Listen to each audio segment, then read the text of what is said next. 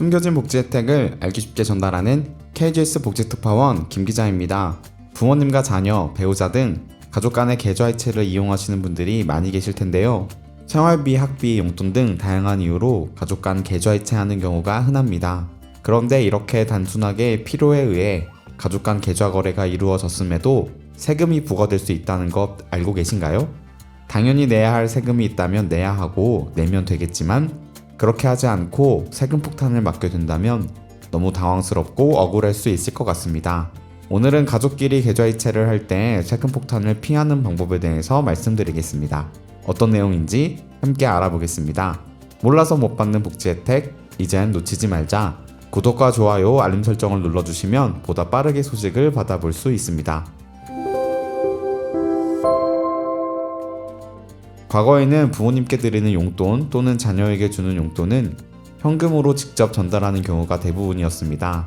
하지만 요즘에는 핸드폰으로 계좌이체를 해주는 가족 간 계좌이체 거래가 눈에 띄게 증가했습니다.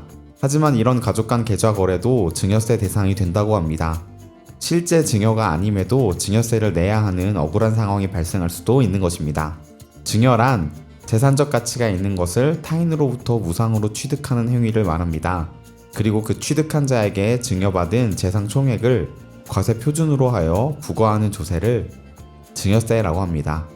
여기서 중요한 것은 가족 간의 거래를 국세청이 증여로 추정한다는 것인데요. 따라서 국세청이 이것은 증여다 추정했을 시 납부자가 그것이 아니라고 증명을 해야 한다는 것입니다.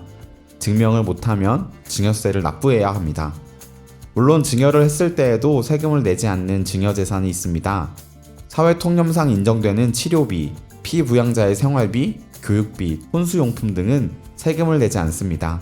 장애인 등 보험금을 수령인으로 하는 보험금은 4천만 원 한도에서 세금을 내지 않습니다. 장애인을 위한 신탁증여는 5억 원 이내에서 세금을 내지 않습니다. 국가유공자와 의사자의 유족이 증여받은 성금 및 물품 등은 세금을 내지 않습니다. 또한 가족 간 증여를 받는다고 해서 무조건 증여세가 과세되는 것은 아닙니다. 가족 간 증여가 발생해도 일정 금액까지는 증여세를 내지 않아도 되도록 공제를 해주는 증여재산 공제라는 것이 있습니다. 가족 간 증여 공제액은 누구에게로부터 증여를 받은 것인지에 따라서 공제액이 달라집니다.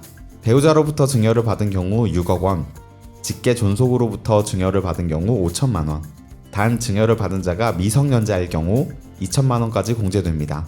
직계 비속으로부터 증여를 받은 경우 5천만 원, 기타 친족으로부터 증여를 받은 경우 1천만 원까지 공제됩니다.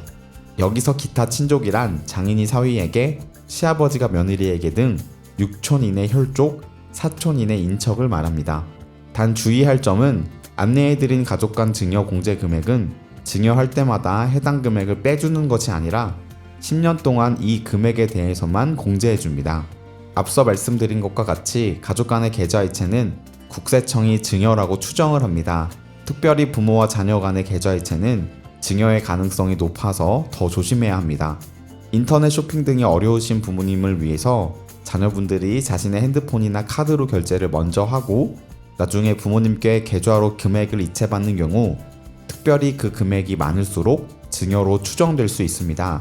따라서 세금 폭탄을 맞지 않기 위해서는 우리가 그것은 증여가 아니다 라는 증거가 있어야 합니다. 증여가 아니라고 증명하지 못하면 증여세 대상이 되기 때문입니다.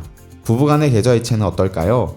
일반적으로 부부 중 한 명의 수익으로 생활을 하고 있더라도 부부는 경제공동체의 개념으로 해석합니다. 그러므로 소득이 있는 남편 또는 부인의 계좌에서 소득이 없는 부인 또는 남편의 통장으로 돈이 이체되었다는 것만으로는 증여로 추정하기는 어렵습니다. 과거 대법원의 판례에 따르면 부부간 계좌이체 이유가 너무 다양하기 때문에 단순히 계좌이체를 했다는 사실만으로 부부간 증여로 보기는 어렵습니다. 부부간 계좌이체가 증여로 인정되기 위해서는 국세청에서 부부간의 증여 행위를 입증해야만 합니다. 부부의 경우 입증해야 하는 주체가 달라집니다. 다만 계좌이체로 받은 돈으로 생활비의 목적이 아닌 주식이나 부동산을 구매한다면 국세청에서 볼 때 이러한 행위는 자산을 불리기 위한 자의적 목적으로 계좌이체를 받은 것으로 간주하고 증여세를 부과할 수 있습니다. 부부 중 한 명만 경제활동을 하고 있는 상황에서 20억짜리 주택을 공동 명의로 구입했을 경우 경제활동을 하지 않는 남편 또는 부인은 10억에 대한 증여세를 납부해야 합니다. 왜냐하면 국세청에 보고된 소득은 없는 상태에서 아파트 구입으로 인한 10억 아파트를 취득한 셈이기 때문에 이것은 남편 또는 부인으로부터 증여받은 것으로 봐야 하기 때문입니다. 부부간 증여세 비과세 한도가 증여일 기준으로부터 10년간 6억 원까지이고 20억 주택을 부부 공동명의로 구매했다면 4억에 대한 증여세를 납부해야 할 수도 있습니다. 다시 부모와 자식 간 계좌이체 증여세로 돌아오겠습니다. 부부 간의 계좌이체 증여 추정보다 부모와 자식 간 증여 추정의 여지가 훨씬 크다고 말씀드렸습니다. 따라서 계좌이체를 통해서 부모님께 용돈을 드리거나 부모로부터 돈을 받는 경우 계좌이체에 대한 정확한 사유를 작성해 놓는 것이 좋습니다. 그렇게 작성된 내용은 증여가 아니라는 것을 증명하는 증거가 될 수 있기 때문입니다. 따라서 앞으로 가족 간의 계좌이체를 하실 때에 이체 내역에 전자기기 구매, 부모님 용돈, 생활비 등 메모를 남겨놓는 습관을 갖는 것이 좋습니다. 하지만 앞에서도 언급했듯이 사회 통념상 인정되는 한도 내에서의 계좌이체는 증여세 납부 대상에서 제외됩니다. 단, 상속세에 관한 세무조사 시 과거 10년 전 계좌이체 기록까지 모두 살펴보기 때문에 왜 돈이 오고 갔는지에 대한 증빙서류나 메모를 그때그때 작성해 놓아야 합니다.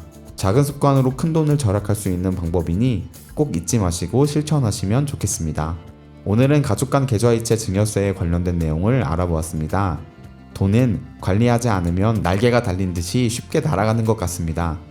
아무리 가족을 위해 쓴 돈이라도, 선한 곳에 쓴 돈이라도 그것으로 인해서 손해보시는 일들이 없기를 바랍니다. 놓치는 혜택이 없도록 숨겨진 정보를 찾아나서는 복지특파원, 저 김 기자가 앞으로도 도움되는 소식 전달해드리도록 하겠습니다. 채널 구독과 좋아요, 알림 설정 부탁드리며 더 좋은 정보로 찾아뵙겠습니다. 지금까지 KGS 복지특파원 김 기자였습니다.